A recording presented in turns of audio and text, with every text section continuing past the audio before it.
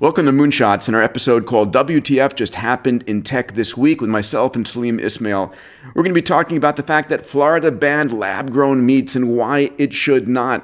We're going to be speaking about AlphaFold 3 that's going to be able to predict how all the molecules in your body interact. This is about simulating life itself. We're going to dive beyond that into what's going on with AI and the elections, all the humanoid robots coming online, the explosion in China. We'll talk about Elon's plans for Robotaxis and the Bitcoin halving. All right, let's jump in. You know, I've been having amazing conversations like these for years, and it's a joy for me to share it with you. And if you enjoy it as well, please subscribe and share this with your friends. All right, let's get into the episode. Claude 3 hit 101 IQ. This could get interesting over the next period of time. You can spend a couple hours and get so much personalized education. It's insane. We're going to see just the biggest explosion of AIs finding these niche things that we've overlooked and finding unbelievable stuff. Everybody, welcome to Moonshots. Welcome to our episode WTF Just Happened in Tech This Week with myself and Salim Ismail. I'm Peter Diamandis. Salim, good to see you, buddy. Good to be here. Yeah, a lot happening every week. I think we're going to have to start to do this, what happened in tech, like on a daily basis, then an hourly basis, and then just stay on all the time. It's the links that we're kind of sending each other is growing very fast every day. It's crazy. All right, let's start with this one. This one is yours. You brought this up at the X Prize board meeting. You know, I understand that you left Florida for, New York and New Jersey. Is this the reason? Because you couldn't have lab-grown meat? No. So what's the story here? What's the story here? The story here is that DeSantis kowtowing to the lobbyists of the meat world. He talks about freedom, and yet he's curtailing freedoms. And this is the beef I have with him, pun intended there. And sounds fishy to me. Stopping lab-grown meat is just absolutely killing innovation and really bad for the planet. And this is wrong at so many levels. It's hard to even start talking about it. I was just so angry about this. The thing that I would love to do is do a lab-grown meat demo and taste test, etc.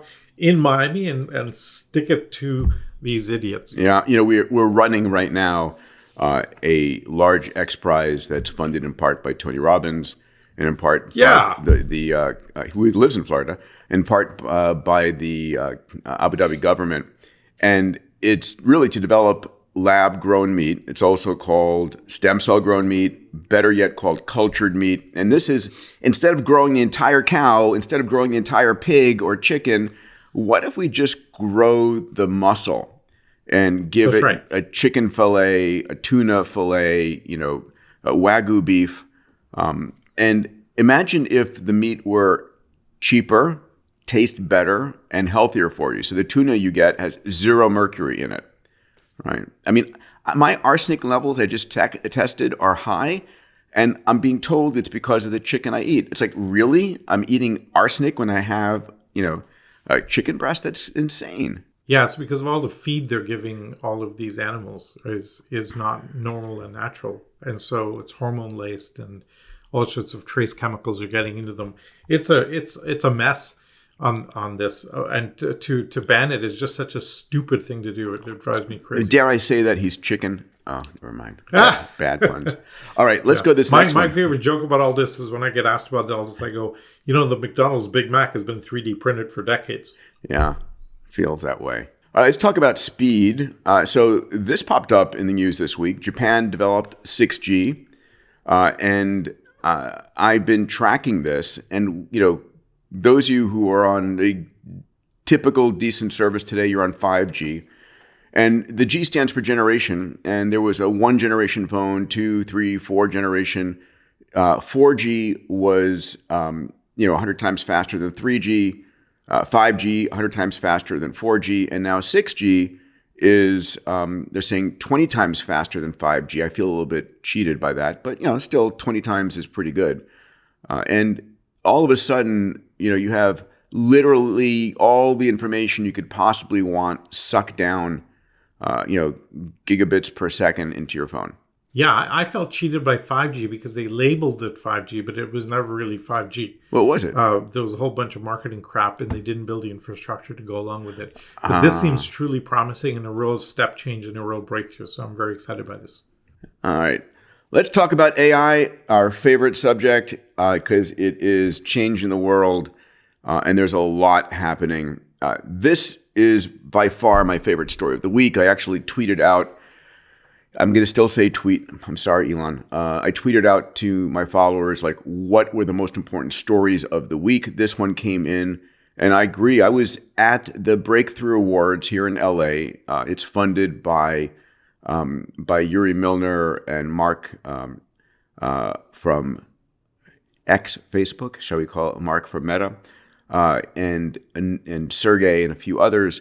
And they give out awards, not like the X Prize for prospective, something that needs to be achieved, but for like breakthroughs that occurred in the past. And Demis and John Jumper got an award for AlphaFold. AlphaFold was an AI deep learning network that was able to predict from an amino acid sequence, how does a protein fold? And it was a big deal. Since I was in medical school, this has been the supercomputing problem. Can you predict how a protein would fold? Really hard. And what's AlphaFold 3? I'm going to read the headline here. AlphaFold 3 predicts the structure and interactions of all of life's molecules. So imagine this, not just like how a protein folds, but how that protein interacts with a lipid or a carbohydrate or with a DNA molecule. And so it's literally simulating how these molecules interact with each other, and it's extraordinary. Do you feel how big this is? I think this is huge because this allows us to fully simulate like an organ in software, right? And that's amazing for testing plus illness tracking, diagnoses, therapies, etc. Full digital twin. I mean, this is going to be amazing. Exactly. So given your DNA, we're going to first simulate one of a Salim Ismail liver cell or skin cell or brain cell, which would be very, very interesting, I would say. Well, I lived in Ireland for a year, so my liver has always been a bit damaged from that. So it'd be really great to simulate my liver and fix it somehow. Better than your brain being damaged. But we're going to be able to go from your DNA to simulating a cell. And then once we simulate a cell, we can then simulate a tissue. And then once we're simulating a tissue, we can simulate an organ and then the whole organism. And the thing I like to tell people, just to understand, when SpaceX launched the Dragon capsule to the space station for the very first time, it worked perfectly. And the reason it worked perfectly was it had flown probably millions of times in simulation. And when it got up there, they had modeled it beautifully, and it was, it worked like it predicted. Imagine if now, when you're given a drug, we know it's going to work for you. Do you have any idea what percentage of drugs that you are prescribed actually work for you? No. So the FDA approves drugs that work, typically for like 20 or 30% of the people that they're given to. It's a minority of the cases that it's going to work for you. And then because most drugs historically have never been tested in women because it's like too inconvenient. By the way, I think it's like Women's Health Day today, so I'll mention this. That when drugs get taken off the market, it's because it didn't work in half the world's population. Surprise, surprise. But this is going to be in silico medicine. This is actually predicting a drug works perfectly for you. I love this. Huge kudos to the team of DeepMind. AlphaFold 3, very soon Alpha Cell 1 or something like that. Yeah. So in practical terms, tell me if I'm getting this right. If you're a pharma company and you're trying to test a drug, you can now run it against these simulations and have a really high reliability and cut out a lot of crap before you get to human trials, making the human trials more of an obvious thing and a stepping stone rather than a big test. And that'll drop radically the cost of drug development. It will. I mean, imagine the way it's done today. You go into the Amazon rainforest and say, hey, look at that plant over there. I don't think anybody's ever, smashed that one up. let's see if it has any molecules of interest to humans. And you go through this long process of evaluating them in yeast and worms and mice. And anyway, it's a long, expensive process. And then you have to prove it does no harm. And then you have to prove it does do some good, not 100% of the time. So this can be even a little bit better than you said, because we can say, not only does it works for my exact genetics. Very cool. Right? Very cool. Huge. So now Daniel Kraft talks about the personalization of medicine, and now we can get it right there. One of the big things that I've enjoyed watching on X has been the demos of Sora. Let's play this demo. I'm curious what you think. Check this out. So here's a person walking, and you're able to turn that person into a woman, an old man, a robot. And so the actor, plays a simple role, and then you can turn it into anyone. I assume Marilyn Monroe or Gregory Peck. What do you think of this? I'm kind of like, Really? I think it's a great incremental achievement, but it's nothing breakthrough. The ability to swap out things was always there. It's just doing it better, faster. So I didn't think this was that much. How fast we become jaded at stuff that was a miracle a month ago. I know. Yeah. Have we talked about the Wi-Fi on a plane clip yes. that Louis C.K. does? Yeah. It's like that. Yeah. Right? We normalize it. And this is, I think, a broader commentary on AGI that's really important. We pass a Turing test, normalize it. We'll pass AGI at some point and normalize it within minutes. Yeah, I think Sam Altman said that very nicely. He said people were like, oh my God, ChatGPT is crazy. And then it's like, and then a month later, like, man, it's slow. It's like, that's right. So let's see what we got next on our what's going on in the world scenario here. Interesting. Talk about this one, pal. So have you seen this trailer? I have not. It's terrible. It's really cringeworthy. They've got a ways to go before they cross, what we would call the uncanny valley. And the lines are kind of stilted, whatever. However, it's important to note that this will double every month or two in its capability and its fidelity and the joke telling. So this could get interesting over the next period of time. I, again, kind of don't think it's that big of a deal, but it's certainly huge that you can have an AI-driven, completely driven script, acting, character development, etc., all in one, which is really kind of a pretty big deal. What I find interesting is the means by, a film is created today is someone writes a film, a group of executives read it, they attach stars to it, and they greenlight it. And if they have the right director and if the script is reasonably good, they have a high probability, but not a certainty, that the public's going to like it.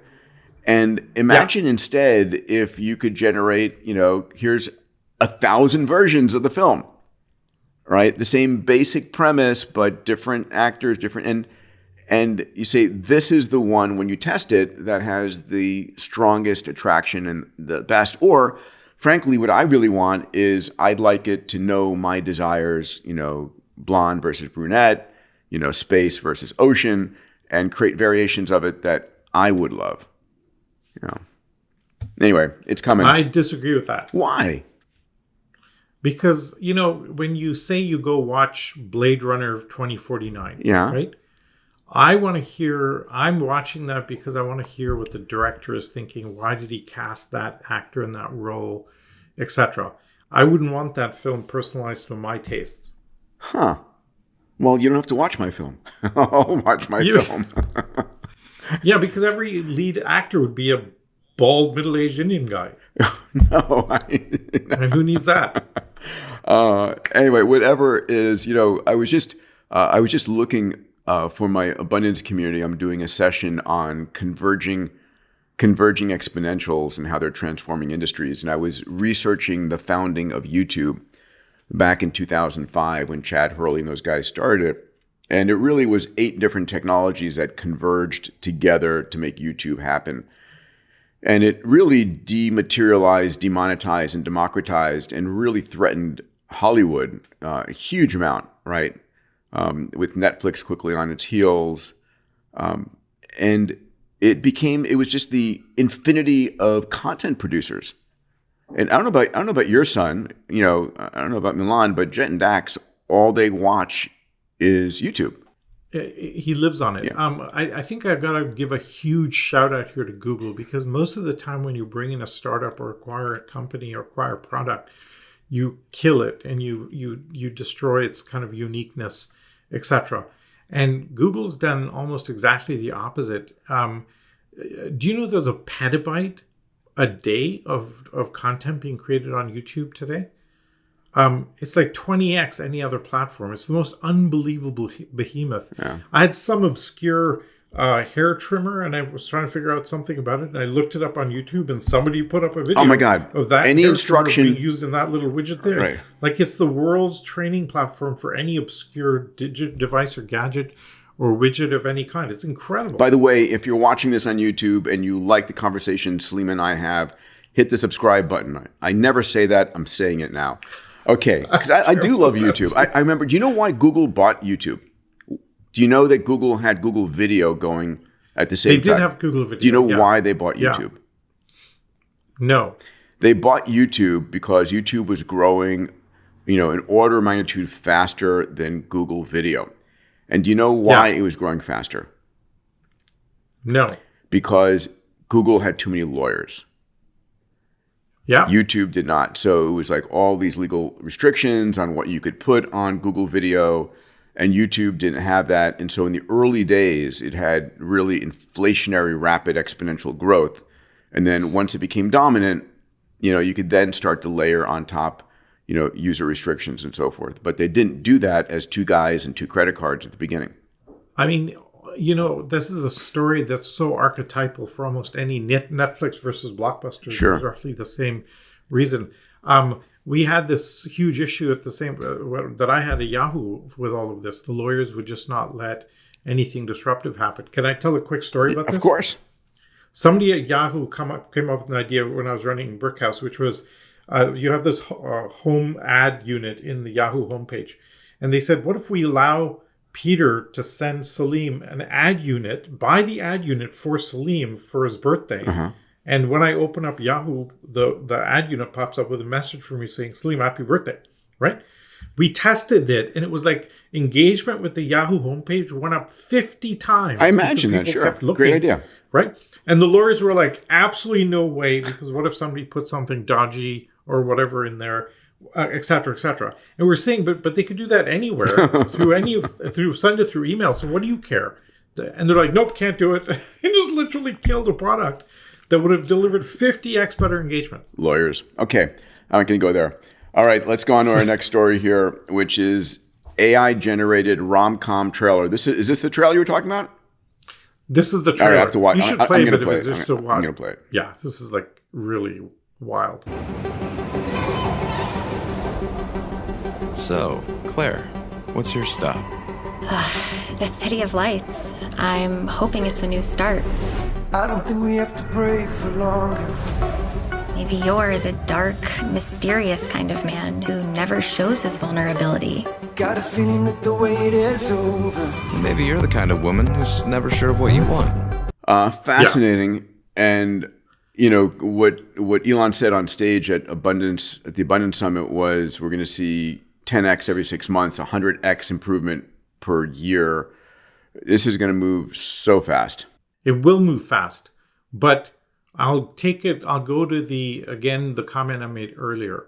I don't think it'll be that much fun. It's like watching two chess robots play chess. You kind of go, eh.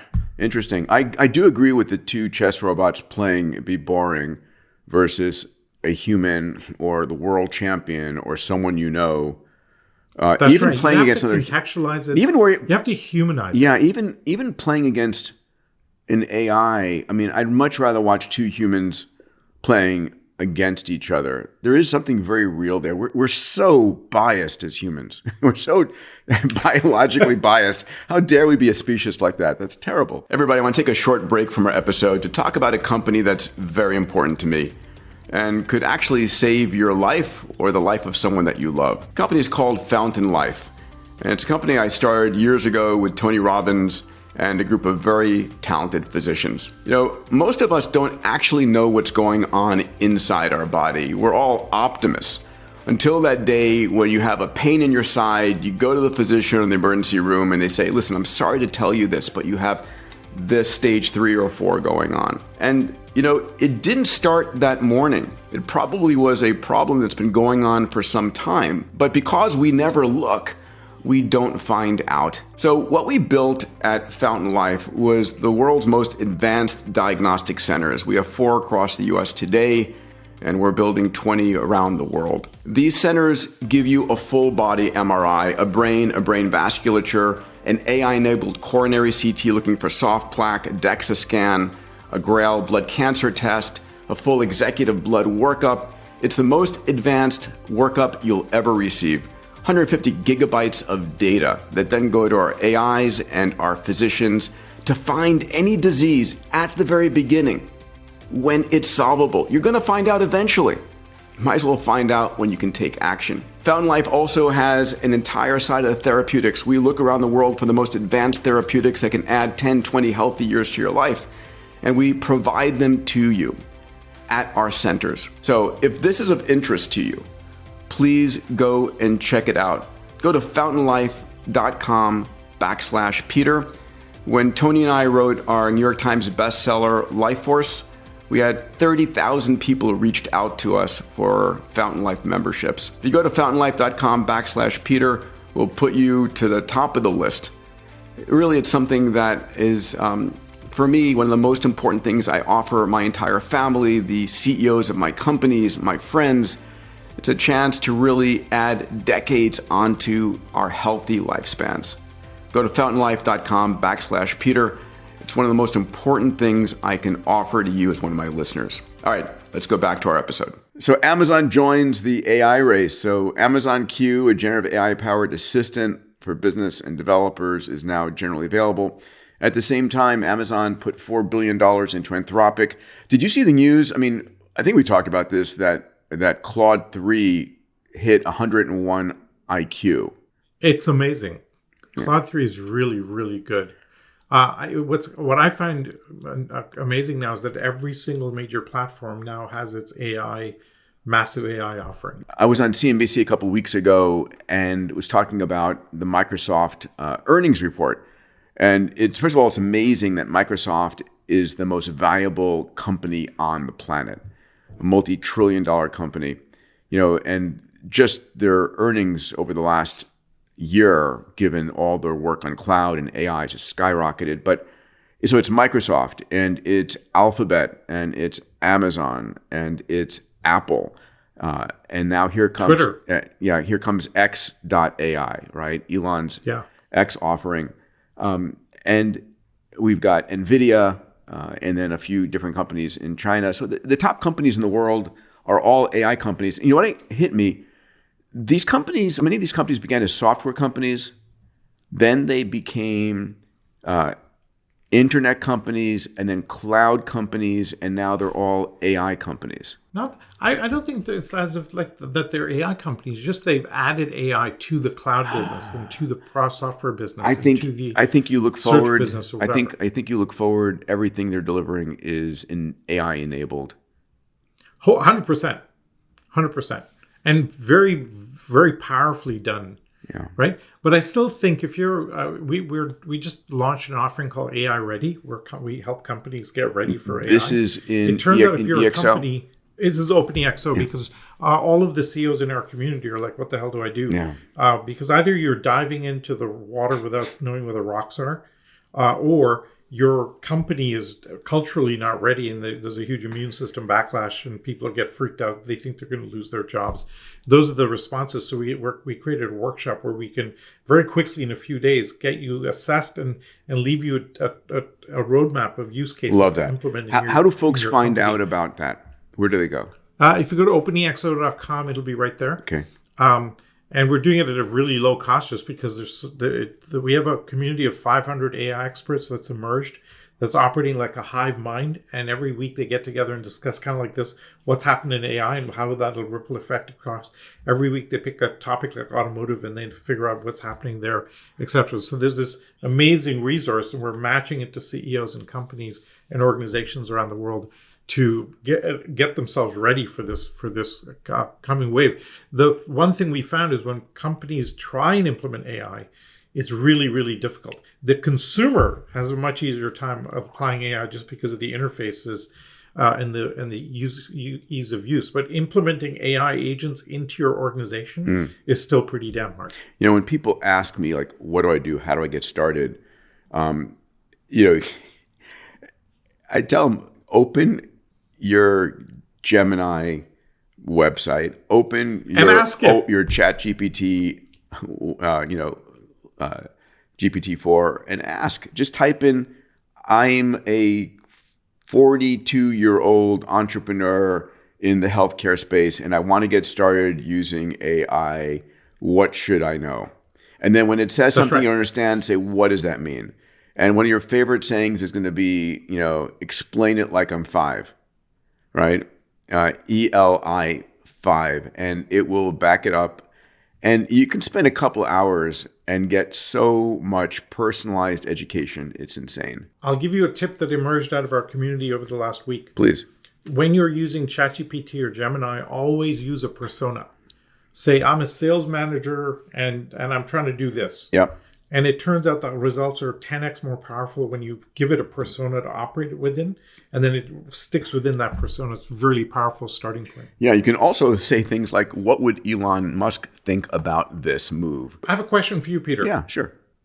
We forgot to add this slide in, but Reid Hoffman did a conversation with an AI-generated version of himself conversing with the real self. Yes. Okay. Have you done anything like that where you take all your writings and videos I did and it virtual 6 months a year ago. It's on. We actually loaded up on Moonshots, and it was amazing. I mean, I was jealous of my AI. It was so well spoken. Well, because it's got all of your everything you ever said at hand, right? Yeah. Whereas I can't remember what I said last year. It's incredible, and I think that you and I have had these conversations with Larry Kurzweil. We talk about, Peter 3 of 10 is going to be hanging out with Salim 2 of 4, or 2 of 20, and 7 of 9. 7 of 9. Yes, there we go. Back to Star Trek references, which I love. All right, here's the next one. AI used to discover 27,000 asteroids. Amazing. I think these are all good for mining or keeping the Earth from being decimated. In old telescope images, right? The data was there. It just was never discovered. That's extraordinary. I think we're going to see an explosion. I think the next slide is also about a similar thing. Sure. We're going to see just the biggest explosion of AIs finding these niche things that we've overlooked and finding unbelievable stuff. This one was amazing. Yes, from a friend, Dr. Eric Topol, who tweeted out, the first randomized trial of medical AI to show it saves lives. ECG AI alert in 16,000 hospital patients, 31% reduction of mortality. That means people dying. Absolute 7 per 100 patients in pre-specified high-risk groups. So listen, AI is much better than us humans at seeing patterns, at catching the minutia, always on, always paying attention. Yeah. My favorite example of AI is, do you know the story of Shai Danziger and the parole hearings? No, tell me. So they did a study of 1,000 parole hearings, and they ran it through a parole earrings filter. Parole hearings. Parole hearings. Yes, parole hearings.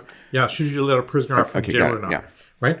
And it turned out, because they were trying to figure out patterns in the data, and it turned out if your client, your prisoner came up for parole before lunch and the judges were hungry, you were going back to jail. If you came up after lunch and they were biologically happier because they'd eaten, you were 30% more likely to go free. That's right? Hilarious. And that's in people trained to be impartial. So what hope is there for the rest of us? And you could never have spotted that without an AI type of a pattern. And now we can see these little perturbations and mitigate for all of the cognitive biases that we have around ourselves. Oh, amazing. All right.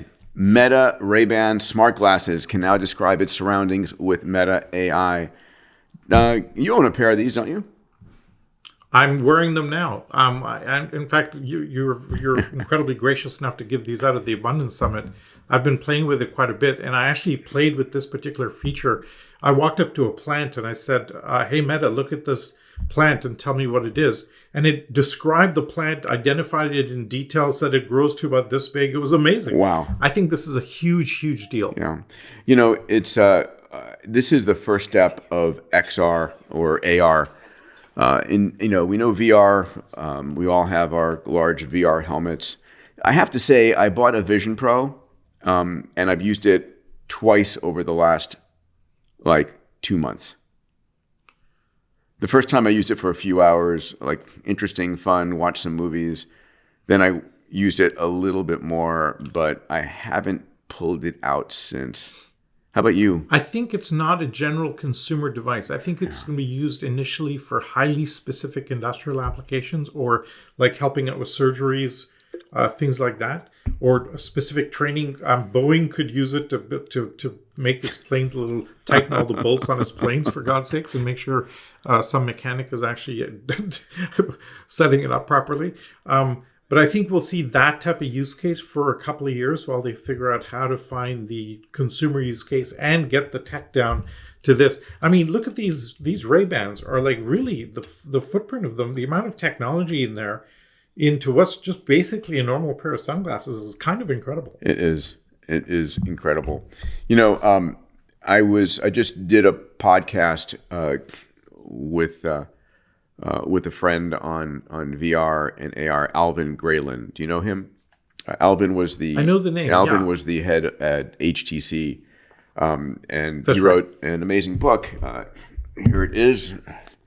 I just happen to have it here. Our Next Reality. It's about the conversion of AI and the metaverse.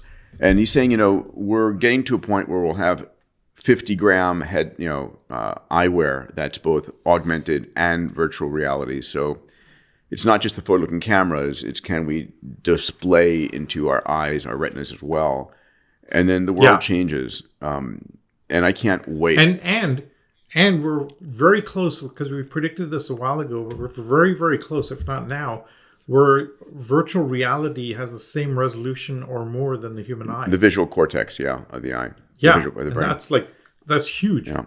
Anyway, it's coming. It's going to transform advertising, transform education, transform healthcare, everything. I'll throw out the punchline about AR, VR that I've heard from David Roberts. Please. Is that virtual reality disrupts reality. Mm-hmm. Because you can do like a virtual roller coaster can do way more interesting things than a real roller coaster. True that. All right, here we go. AI in government. Ukraine unveils AI-generated foreign minister spokesperson, Victoria. Let's listen to Victoria for a second here. And the public, I welcome you. My name is Victoria Shi. I have been created by the Ministry of Foreign Affairs of Ukraine using artificial intelligence to provide you with timely and high-quality information on consular affairs. I am a digital person. That means that the text you hear was not read by a real person. It was generated by artificial intelligence. I will carry out a number of tasks. I kind of love this.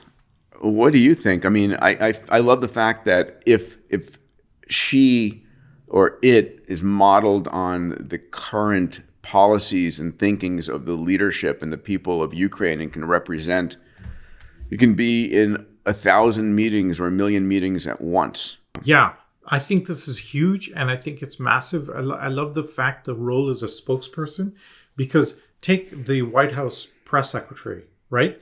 They're basically trying to absorb mountains of policy data, directives from the executive branch, etc., and then try and inform what's happening with a particular issue. And AI is perfect for that task, and as you say, can appear in anything. So any reporter could say, hey, what's the White House stance on this? And the spokesperson could say that. I think is really, really massive. Yeah. It's interesting because when I'm hearing her, I'm instantly adapting to this is normal or will be normal, right? I accept it. Very quickly. I mean, a large number of news stories are now already AI generated, right? Yeah. So this just progresses it to now videos. Yeah, I heard the news story that we have Trump and Biden running for president again. That one seem like a little bit like, misinformation, but yeah, I guess. There you go. What fractal universe did we separate out into to I be don't know. in this one? Listen, man, Right? you used to be a Canadian. You could have stayed there. Oh, well. I've said this before. I'm like Gollum with the Precious with my Canadian passport. Hold on to that thing. My Precious every night. All right. It reminds me of the. Yeah. It reminds me of the the Groundhog Day Sure. movie where he goes, I had a day once where I was on a beach in the Caribbean and I had a great met somebody and I had a great night. Why couldn't I be reliving that day? It's some of the best lines in the movie. But listen, man, we are alive during the 99th level of the gameplay. This is it. We could be alive in the Middle Ages right now for all intents and purposes, or 100,000 years ago as early hominids. Like, we are alive during the most extraordinary time. Coincidence? I think not, but so happy to be here, right now. It is awesome. It is awesome. You've done a great job in the abundance thing of going back like 100 years and describing what life was like, right?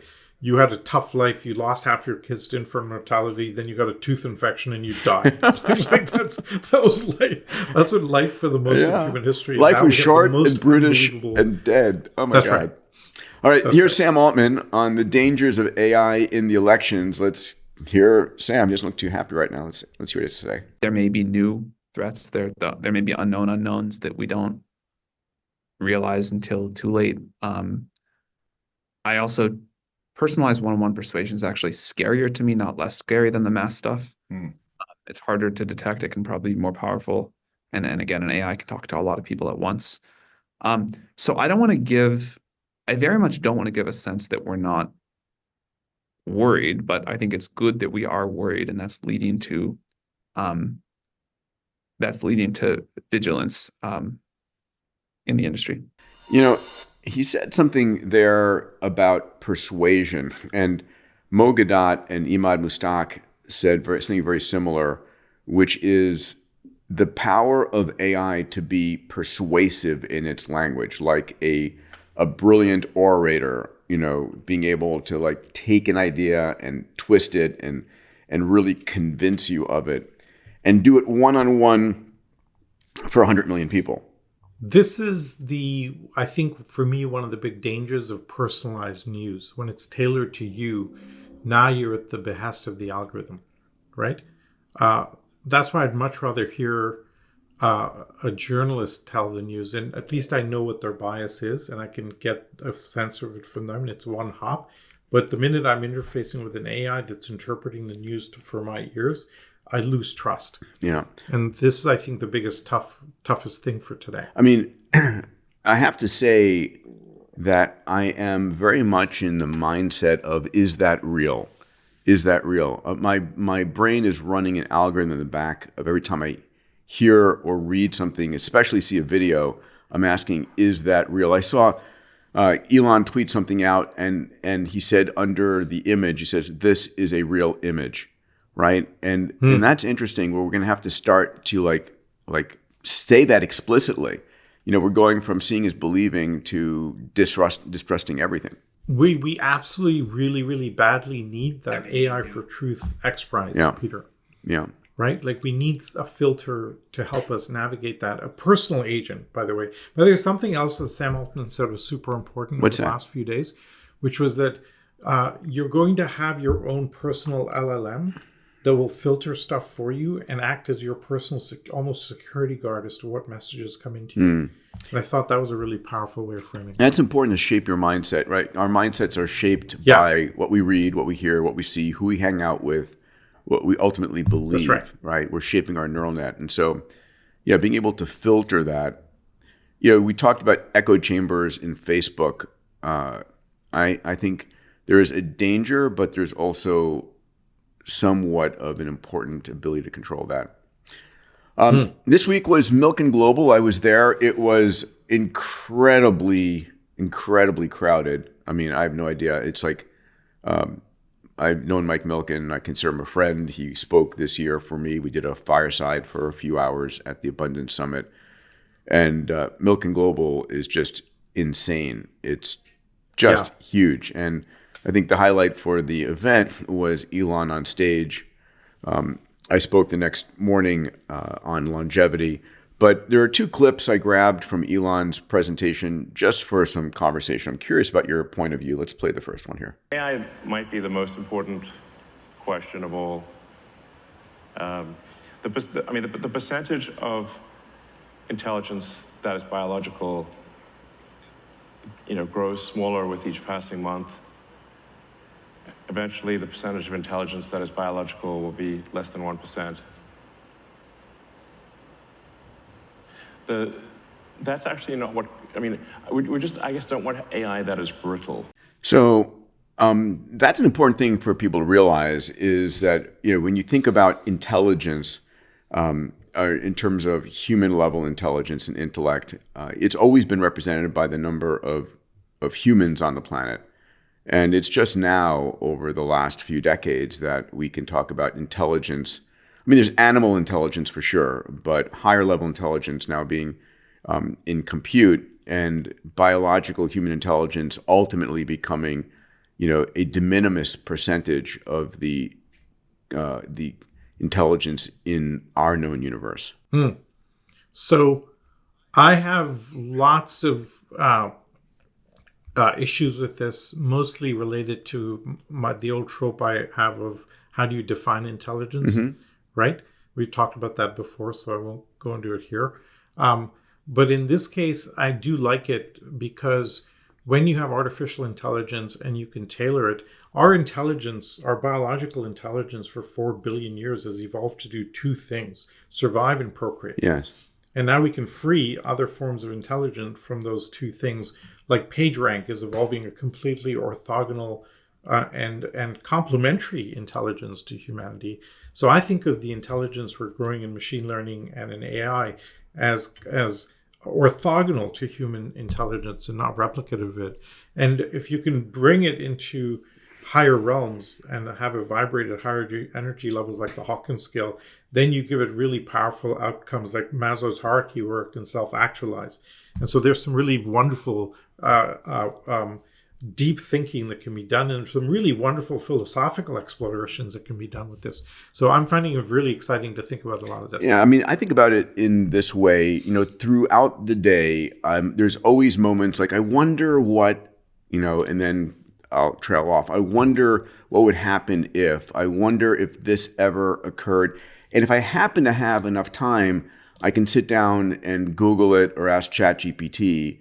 But there's going to be a time where I can just spin up AI agents of myself to go and do that work and then report back. Right? It's that's extraordinary. Way back in the 50s, Marvin Minsky, who was one of Ray Kurzweil's mentors, and I think you've met Marvin. I did back when I was at MIT. At MIT. Yeah. I met him once very briefly, but he had a whole thing of having self-ideals and then self-consciousness, then self-reflective, then deliberative and reactive, or the other way around. And in either ideal world, you start with reactive, deliberative, reflective, then self-reflective, self-conscious, and then self-ideals. And so he actually created a whole hierarchy of increasing sophistication of intelligence, which I think is going to be amazing to watch evolve and come into being. And I also take the positive view that a very evolved AI is 1,000 times less likely to do harm to us than not. I just recorded a podcast this past few days with Guillaume Verdun, the founder of the accelerationist movement. Beth Bezos, yes. And he was making the important point that we need massive diversity in our AI. And one of the things that Elon just hit at the very end of that comment was making sure it's not brittle. And one of the things that biology does is it creates massive diversity so that if there's ever a massive impact on the planet or on the environment, yes, it will kill a lot of people, or if a new virus comes in or a new poison gets exposed, but through evolutionary diversity, there will be something that survives and then dominates, right? So we need the same thing in some way, I think he's saying, in the AI space too. I just had a little fork that gets me super excited, Peter. What's that? which is, given if you take AlphaFold, say, right, and the ability for it to model out things, you could essentially apply that to a species thing and say, go create 1 million new species. Yes. I mean, you could like this, so you could actually repopulate or increase that resilience and say we want to have 10x more species because we feel like the insects are dying out. Go freaking repopulate a bunch. That might be a really powerful use case. Yes, and I mean, God knows what you'll end up with. But that's the same with evolution, right? Remember when they discovered the duck-billed platypus? They literally thought it was fake. But, it's interesting. I think about today we're building humanoid robots out of motors and metals and sensors. I think ultimately we're going to build robots biologically. You want something that's a carpet cleaner. You're going to design a biological robot that eats lint and peas stain remover, right? And that will be. And I've often thought, listen, I don't want to get into the black hole pit of UFOs, but I've often thought that these aliens that different societies speak about consistently, the Greys, whatever, and I know nothing about this stuff. In my mind, I think they're probably biological robots that were sent here to explore. I mean, you're not go on. Yeah, I always look at it from, just for the sake of argument, look at it from, rather than we're building robots with machinery, there's no difference between us and a robot. It's just that we're operating off wetware. Every emotion in our brain is just a subroutine. Yeah, and we're micro machines. We're molecular machines, right? And when Eric Drexler wrote Engines of Creation, he talked about nanotechnology as where we're going to end up, and these will be just more efficient versions of biological machines, which entropy and thermodynamics ended up creating us, but not with putting aside religion, not without an intelligent system optimizing it. So just as an example, it turns out that photosynthesis that plants use to convert sunlight into sugar is a really, really inefficient process. It's like you could make it 20x better is an article I read somewhere. So if you could make it 10x better, oh my God, it would completely change our energy harvesting capabilities for plants, animals, and all species. So you could actually go apply AI to all these micro biological functions and radically change them. It's going to be a fun few decades ahead. All right, let's check out Elon's opinion. So this is the basis upon which he is building his AI company, XAI. Let's listen up to Elon here. I think an AI would be that is truth-seeking, maximally curious, would foster human civilization to see where it goes.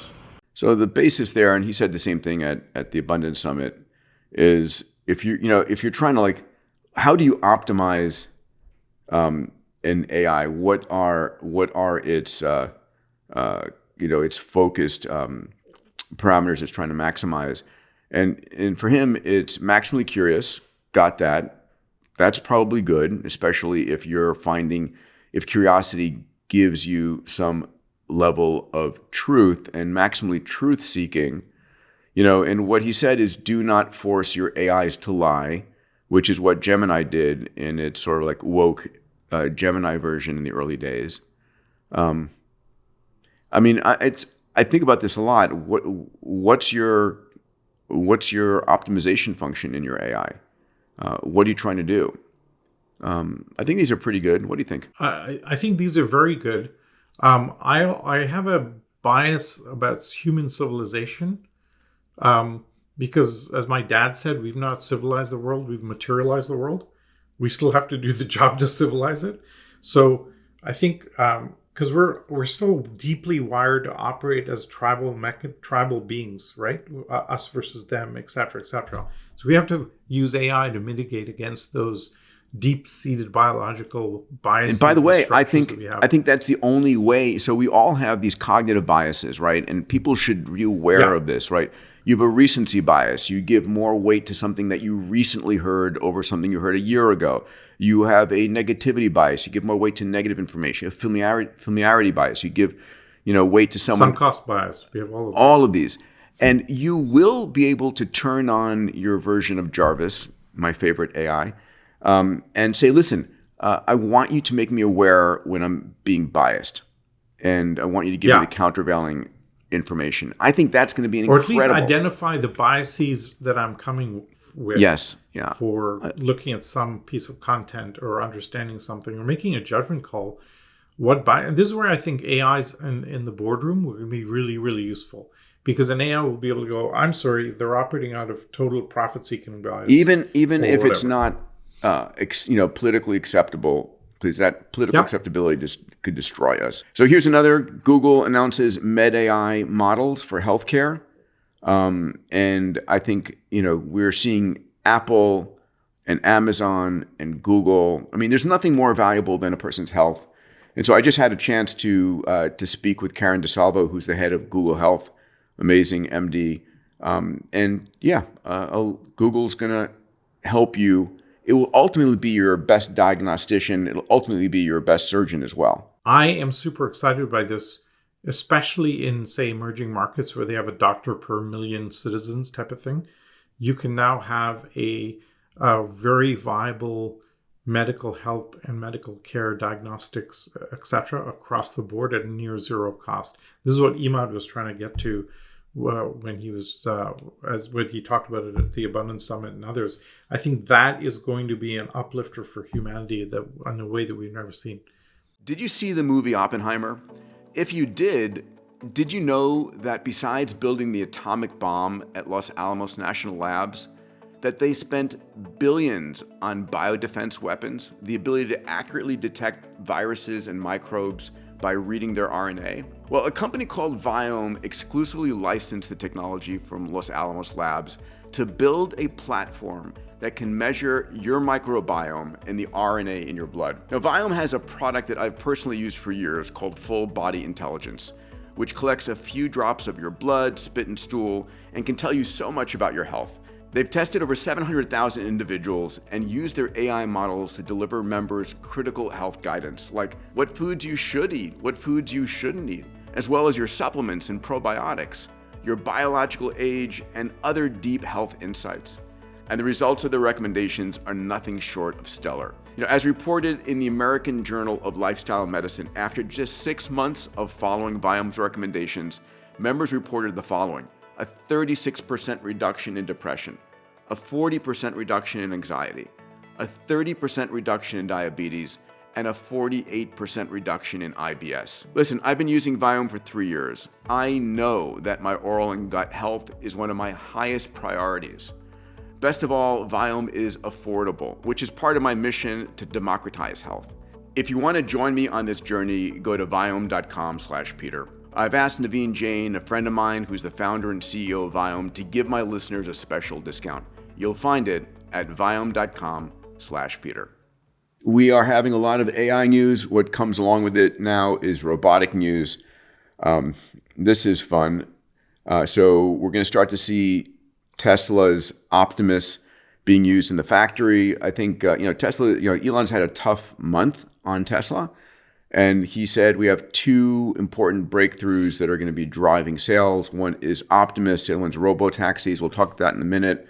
But if you can bring the cost of labor down, a lot of the things that we buy, it's labor. Materials cost is important, but labor is still up there. I'm not going to run the robot, but here we see Optimus, checking out these lithium-ion battery cells to make sure. Yeah, can I give a bit of framing on this? Yeah, of course. This, one of the things that really blew our minds a few years ago when we first saw the Baxter robot. I remember Baxter, yeah. Robot, right? And what I found unbelievably fascinating about it was that throughout the history of robotics, because we've had robots on factory floors forever, you had to program the robot explicitly. And you had to say, pick up a widget, turn 90 degrees, move over here, turn back, put it down, rotate it to fit it into the slot. And you had to list out and program it in that way, which took forever.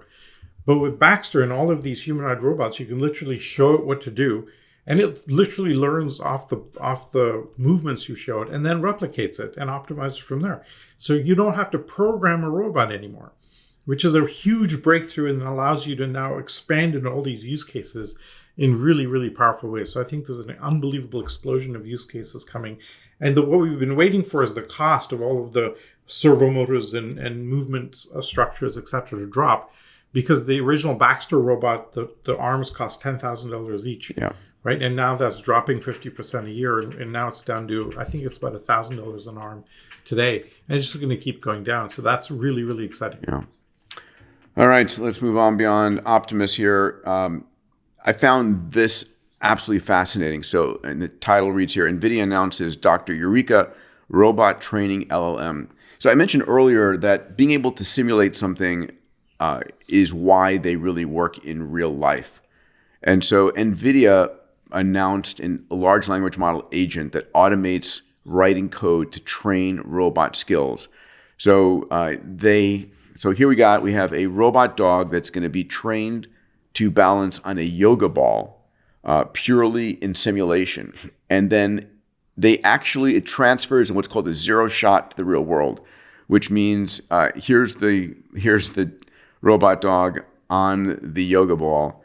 And the first time it's tried in the real world after being learned in simulation, it works perfectly. That's amazing. Amazing. Incredible. Can I give you my other favorite story around this? Oh, yeah, please. Do you know the story of Ross Chastain, the NASCAR driver? No. Okay, so about 18 months ago, and we can find the clip and stick it in, by the way. A NASCAR driver called Ross Chastain was on the final lap of a race. He's 7th place, and his team tells him you have to jump 4 spots to qualify for the championships. And what he did was he had one shot at this because in normal racing, you can't pass 4 cars in one lap. It's impossible. What he did was he put the car into 5th gear and floored it, and he went around and he used the wall to keep himself in from hugging the wall. He used the wall to keep himself on the track and scraped the wall. At one point, he was going 70 miles an hour faster than the other cars and whooshed around the wall, catapulted himself, and came into 4th place and qualified. Wow. Right? He changed the game. He blew everybody's mind. He completely changed the game. It had never been done in the history of racing. And what was incredible about it, he'd practiced this on a GameCube. Car simulator. He practiced it on the simulator and then freaking did it in real life. Unbelievable. They, of course, changed the rules after that because it was too dangerous. I thought you were going to tell me they put little wheels on the side of his car after that. Well, if one little stud was sticking out of that wall, you'd have been toast, right?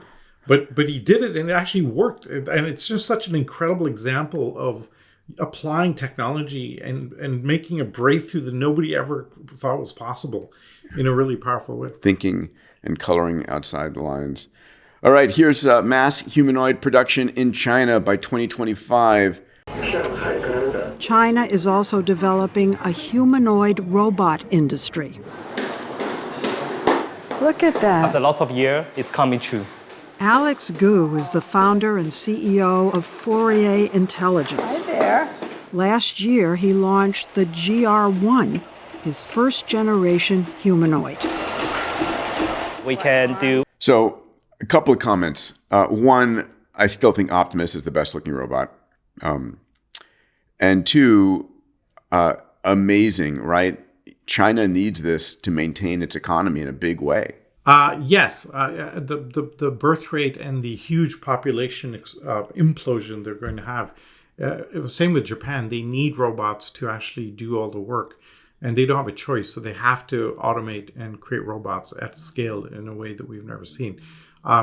I think this is going to be super exciting. I'm kind of, you've been really, really enthusiastic about this for a while, and I'm slowly, grudgingly getting there. Yeah. Why is it grudgingly? Why are you not excited Well, just because about I'm like, I don't understand. My big beef is why are they humanoid? It's such the human being is such because our world is designed around humanoid us. I mean, it's like this thing is the size that my hand can grip. We have to redesign the rest of our world. It's. Do you remember what was that little device that predated the Palm Pilot? Remember the Palm Pilot? Of course. Yeah, okay. So the Palm Pilot was interesting. They were trying to get the software to adapt to your writing style. And then they made a decision, no, we're going to actually teach the human to adapt to Palm Pilot's writing style. And they created some kind of a script, right? A T was like, go this way and this way. And so rather than building, rather than changing the built world to adapt for the robots, have the robots adapt to the built world, elevators, escalators, stairs, chairs, all those things. I mean, it makes perfect sense to me. And they're much cooler. Come on. Come on. Okay, but hold on. Let me push back on that. So if I'm wanting to mow a lawn, I don't want a humanoid robot. I want a robot lawnmower that has wheels. But don't you want... No. I want the same robot that can clean the dishes and can mow the lawn and can fold the laundry and can clean the kid's room, and can go shopping for me. I don't want to pay for that and teach every one of these and pay for all the different hardware. I want... Got it. That's it. Okay, so we're gonna end up with a robot that looks... The end of its arms are going to look like a robot with like a vacuum cleaner with 60. No, it picks up the vacuum I currently own and vacuums the room. Oh my God. Okay. Yeah, there you disagree. I think that gets too hard to do for many, many, many use cases. But I'll give you my counterpoint. Okay. I think what'll happen is, let's say I want that humanoid robot to go mow the lawn. It'll put out its connector thing, which has a spinning blade, and it'll go around mowing the lawn. And it can do that pretty quickly, and you don't worry too much about it. But I think there's a hidden, dirty little secret in all of these humanoid robots, etc., which is power. And we saw this at the Abundance Summit. The battery life is still really, really poor on these things. They last like an hour to an hour and a half. But again, that's growing exponentially. So nuclear power plants. In a few iterations, micro nukes. Beam, beam power. But I do take your point. I think it's going to be super exciting, and I'm tilting more and more towards your. You better. The prediction is 1 billion robots in like a decade's time, right? Vinod Khosla is like, we're going to exceed Elon's like 10 billion robots. Well, I mean, that's what he would say. Do you know how many cars there are on the planet? I was shocked by this. There's like just under 1 billion cars. I would have thought there were more. And so the prediction is more humanoid robots than cars by orders of magnitude. Okay, I'll give you my counterpoint. Yeah. I remember Avi Rechenthal used to say you'll have multiple 3D printers in your house, one in each room. Yeah, he never said that. I don't remember that. He did. He did. But anyway, there was certainly a meme in the industry saying every room will have a 3D printed robot, a 3D printer. And we didn't kind of see that. So I instead of millions of robots, why can't we have one humanoid robot that does lots of things and you share it within your neighborhood, and that one thing does. I think it's going to be. I think. You'll see a ton listen, of that. Elon's prediction, and God knows he is the most precise on all predictions known in the universe, right? But let's just say, I'm an investor in Figure. I'm going to go and visit Brad Adcock at Figure in a couple weeks. Okay. And the number there is somewhere between 40,000 and 100,000 per robot. Okay, so if they have the same kind of lifetime as a car and you can lease them, we're talking about $400 to $1,000 a month for a humanoid robot. That's right. That's pretty affordable for something that can do all of your tasks all the time, 24/7 on demand. And I might lend it to you, but I may just want to have it there when I want it. Anyway, we'll see. Okay, I'll give you my kind of huge flags that go off in my head, and then we can move on. Okay, go for it. Which is the liability insurance for that robot is going to be ridiculous, because what happens if it scratches my rear desk and accidentally? What happens if your kid? What happens if your kid scratches the desk? Or if you're or someone or a person cleaning your house scratches your desk. Yeah, but I think a robot is more likely. Well, let's see. This is where let's let it go. But you hear my. All right, I don't agree, but I do hear you. All right, so last slide on the robot side is Tesla RoboTaxi Pretty cool looking vehicle. So this Elon's announced on August 8th, he's announcing the Tesla RoboTaxi. And he went to China. He sort of like skipped India, went straight to China with the objective of a RoboTaxi in China.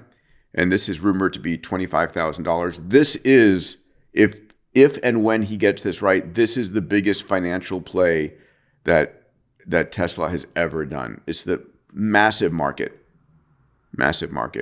Have you driven in one of any of the Waymos or anything yet? Yes, I've been in an autonomous taxi in Phoenix, and they're clunky and a little slow, but they work perfectly well, especially in a very predictable grid format. For this particular announcement, I'm usually a little suspicious of some of Elon's announcements because of the PR aspect of it. But this one, I'm very, very, very excited about.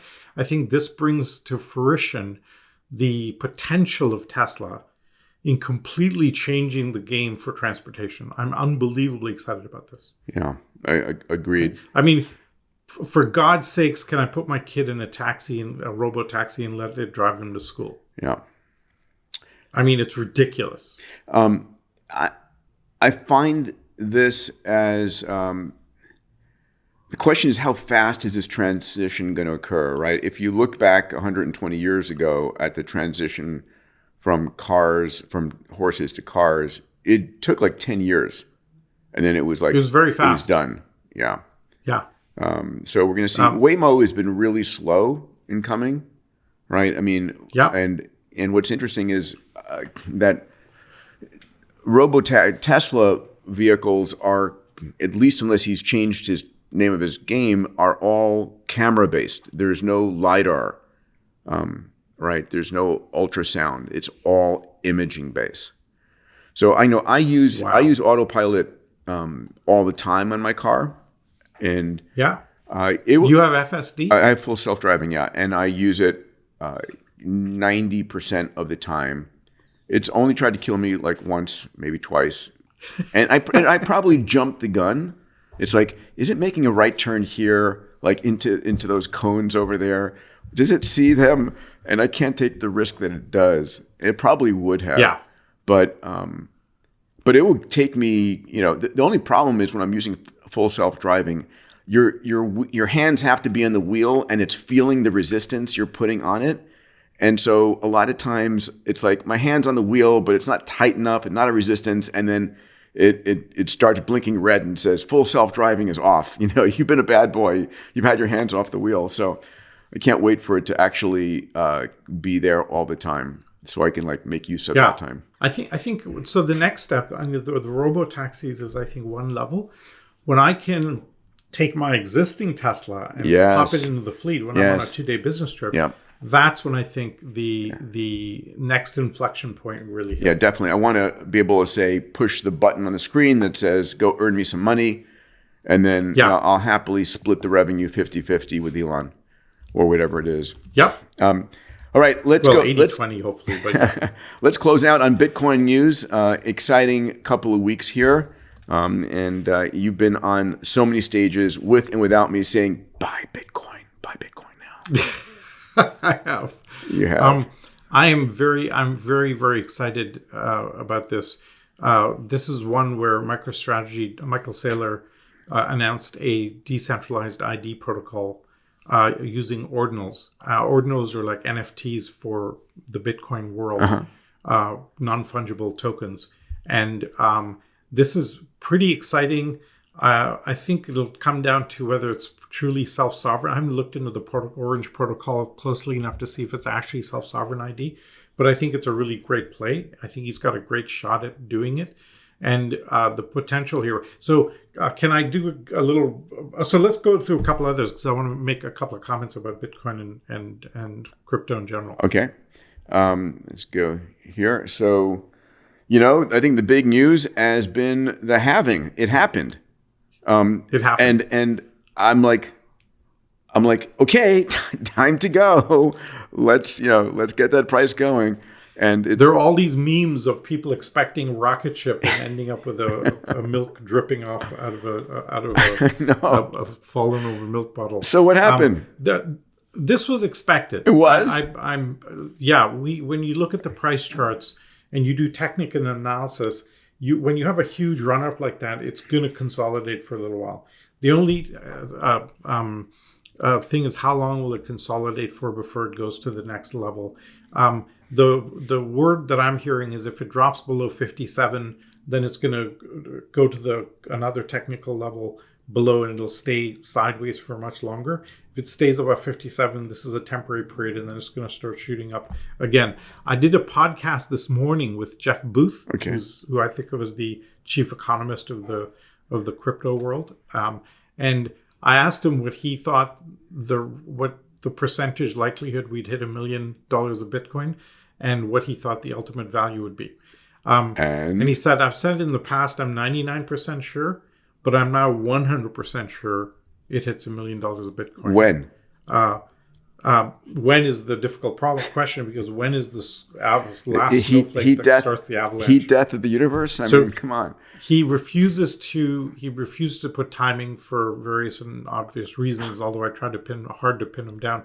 But he made a more dramatic comment than I've heard before, which is the world has about 900 trillion in assets globally.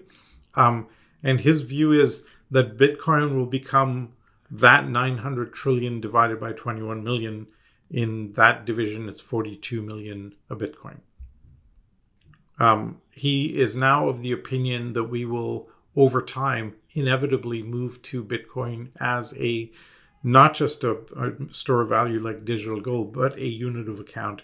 And you'll be measuring your house not in how many dollars it's worth, but how many Bitcoin it's worth. Again, it's game over. Listen, I talk a lot about longevity. I talk about adding 50 years of life or 100 years of life. I just need to understand: is this can you give me a decade? If not a month. So, can I give you my personal Sure. view? I think Bitcoin hits $1 million of Bitcoin in the next 3 to 4 years. Why?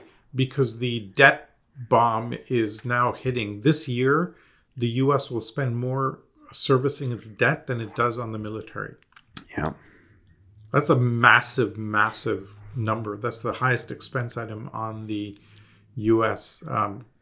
Annual bill. And now the interest on the debt that they've incurred is now the highest, biggest expense. Wow. And it's growing exponentially. By the way, yes, I don't want to use. I don't like using that example of exponential growth. All right, let's close out. Let's close out with this subject and this video. Let me hit play here, and then you talk to me about it. Tom also lost $30 million in crypto. Tom, how did you fall for that? I mean, even Gronk was like, "Me know that not real money." Like.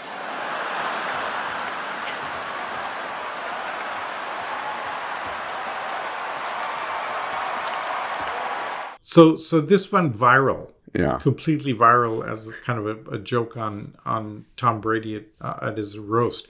I think the bigger implication here is, why did he lose so much money, right? And this speaks to the FTX collapse. And I want to talk about this for a minute. All right. So when you have digital currencies and cryptocurrencies, etc., there's 3 points on a triangle you want to hit: decentralization, security, and scalability.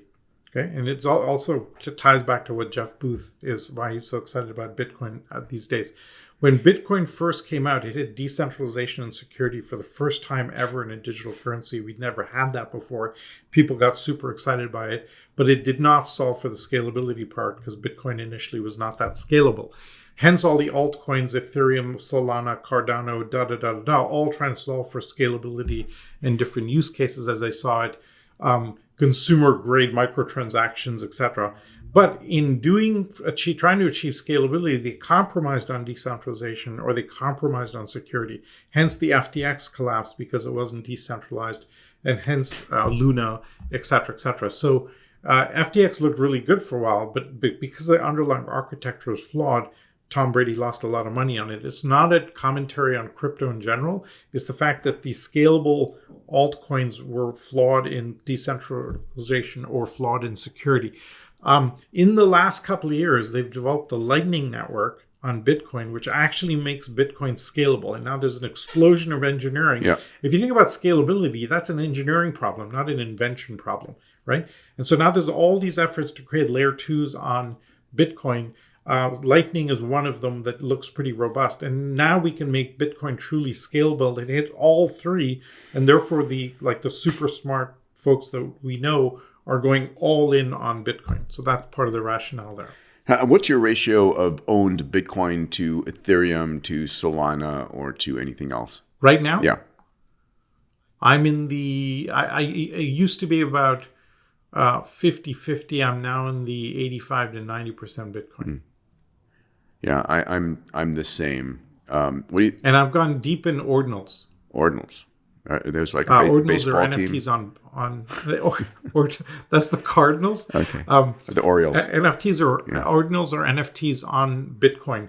So, we as an OpenExO community have been waiting for a while to launch an NFT project, because with a community, you really want something like that. And how do we reward the ExO heroes? So we actually have just announced and have minted a collection called ExO Heroes, which are a collection of ordinals, and we'll go across multiple chains of this, for people that are building the new Web3 realities that will replace the old world. And so that collection is going live over the next few weeks, and we'll be allowing people to mint ExO Heroes for free. If they have recruits and other things, but they can go to exoheroes.com and check it out, or track us at ExO Heroes NFT on Twitter, I think it is. And then the general... We finally jumped into that modality. Great. How big is the ExO community again, Salim? We're now 37,000 people in 150 countries. Amazing. And how does someone join? And we offer tools and transformation toolkits and how to build an EXO. We do master classes, training, networking, et cetera, et cetera. Awesome. So check it out at openexo.com. And Salim, what's your handle on X? My Twitter handle is Salim Ismail, which has been a bit of a nightmare recently because the podcast I did with Tom Bilyeu just dropped. So I'm getting some weird mentions. And a couple of weeks ago, remember you and I did a clip, one of your Moonshot episodes, and there was a 2-minute clip of me talking about the fact that you cannot regulate AI at all. And Elon retweeted that clip. And weird things happen when Elon retweets your face. Yes. Did you get marriage proposals, or what happened? No, like just some really like, who the hell are you, pal? Type thing. Like just it was very surreal. But it's a really important point. We made that point. I'm going to make it again. We see no mechanism by which you can regulate AI, like at all. You'd have to go down and regulate it at every line of code being written, which is obviously not possible. Invent a time machine, one or the other, whichever is easier. No, I think so. We've partnered with the Casper blockchain, which is doing a really amazing job. What they're doing is they're creating a blockchain-based audit function where you can run your AI through an audit analysis, and it'll analyze the depth of the model and the elegance of the model and so on. So there's a really interesting vector there on that. Well, amazing. Everybody, thank you for listening to this episode of Moonshots. WTF just happened in tech this week. Please subscribe if you like this. Share it with your friends. Salim and I will be doing this on a regular basis, at least every 2 weeks, to hopefully make it fun and give you some context of what's going on in the technology world. If you're interested in my Abundance 360 Summit, you can go to abundance360.com. If you're interested in EXO, Salim's organization, go to openexo.com. Salim, I love you, buddy. Be well, and talk to you soon. Let's appear next time with humanoid robots next to us helping us out. I think we should tell people that we are actually humanoid AI robots in the first place, and not hold them. There you go. Not lie to them again about this thing. All right, take care, pal. There you go. All right, bye.